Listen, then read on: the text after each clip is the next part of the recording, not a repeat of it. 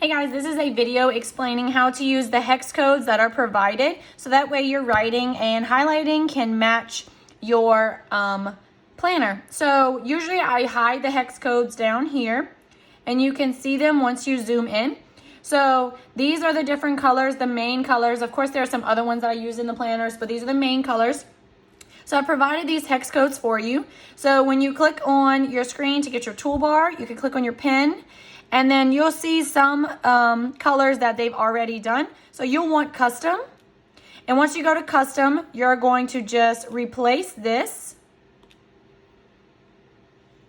Get my keyboard up. You're going to replace this with one of these. So if I wanted the gray blue, I'm going to type in D3, D3, D1. Okay.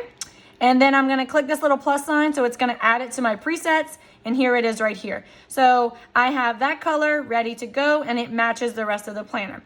You can do the rest of the colors as well, and then you can also change it for your highlighted ones as well. You would do the exact same strategy, and it would add it to your custom ones. So I like to do that for the lighter colors, so that way I can highlight it behind a sticker, and it looks great.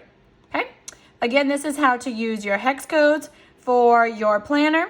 They are usually found on the thank you and tips for use page. Be sure that you are in the annotation mode whenever you are adding those to your colors. Have a great day.